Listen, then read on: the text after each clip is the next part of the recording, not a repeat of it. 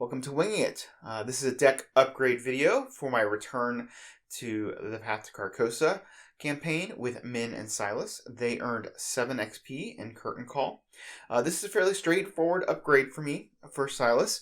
I want to get rid of the fire axes. I want to upgrade them to a better weapon because fire axe is not something that I don't really want to run broke. I want to be able to have some resources. So I want a reliable 2 damage weapon, and that is, of course, Time Worn Brand. I know some people like the bow in Silas. I just like being able to have a one-handed weapon, don't have to reload, and you got the nice effect when you exhaust it, and that lets him keep his meat cleaver in the other hand for horror healing. So yeah, Time Worn Brand it is. We'll get rid of one of our fire axes. And with the other 2 XP, it's fairly straightforward. To pick up the upgraded Peter Sylvester. The extra horror healing is good, and of course the willpower helps him shore up his low willpower. So that's where we are with Silas. Let's take a look at Minh. Alright, now we're taking a look at Minh. I am going to go ahead and we have the same 7 XP to spend. 3 of those will go directly to Studious. Which is just a really great card for Minh. Give her that big starting opening hand. I love it. I took it in Daisy recently, and just that extra, especially when you get 2 of them, the card draw at the beginning is excellent. Along with that, I've been enjoying getting the Death Tarot cards, so we'll get 2 of those to replace our magnifying glasses, which will free up hand slots. Which is pretty good, and there's a good chance she gets it out. Now, one bad thing about Death is that it becomes a dead card for Minh because it doesn't have any icons.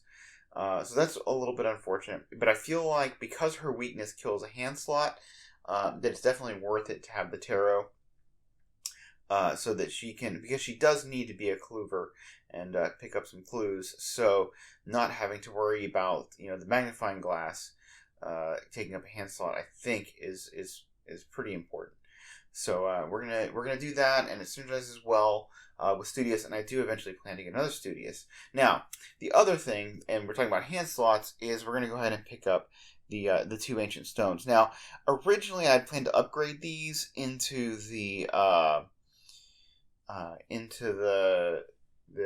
damage dealing portion.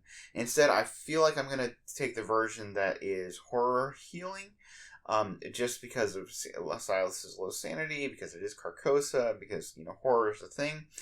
And I went back and forth on whether I should even take the ancient stones, but I do believe the damage isn't really that valuable. I mean, she was already, I forgot how good she could do with Fire Axe, and she is very self-sufficient once you get Lebranche and Fire Axe down, and potentially Dark Horse. So I don't really feel like she needs the damage, and of course Silas is, enemy management, very good at enemy management.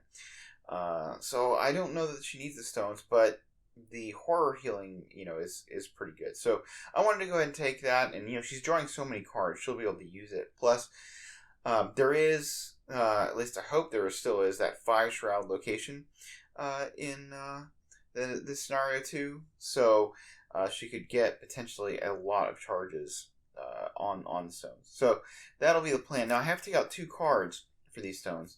I think this is fairly easy. I'm going to take out the Occult Lexicon. There is some synergy between having the Occult Lexicon and the stones out, but the problem is that's 2 hand slots, and one's gonna get killed by her weakness. So I feel like that is definitely something that I want to take out. And I found myself, once I had the Fire Axe out, not really needing to play the Occult Lexicon. It could give her draw, and it could give her resources, but running Dark Horse, she doesn't really need the resources, and she has loads of draw. I do think it'd be very useful in a very high damage Minh build. But again, we have Silas, and what's Silas going to do if she's just, killing everything? We do have to get rid of one other card, and that will be Ghastly Revelation. Another fairly easy cut. I think it was kind of a mistake to put it in here. The 2 icons are good, and I like having them, but I don't think she's ever going to use it for the effect. Just given that One of the useful things is that you can take a mental trauma instead of a physical trauma if you're getting low on enemies. Well, because she is so balanced on her stats, that's not really that useful. And as far as pulling off that big bomb turn where she gets the clues and hands them off to Silas, I mean, I just don't see that really being something that I'd want to do in Carcosa. I feel like they are both very resilient and both very powerful, and I don't know. I just don't see that situation really coming up. So I think those are the two best cards right now to cut for the Ancient Stones. So hopefully I will get the Ancient Stones solved, and we can upgrade into that, and we can look at a few of the other nice upgrades that she can get. Then I will note that she has the Man of the Pallid Mask in her deck. As lead investigator, we go through her. Plus, with her draw, we should be able to get it fairly often, which is good, for getting tallying marks into that. So, anyway, that's where Min's at, and we're going to go on to scenario 2, the Last King, and hopefully we'll get to the fine closeout, get some parlays done, and I've heard this one has changed a lot, so yeah, hopefully we're prepared to take it on. So, anyway, see you there.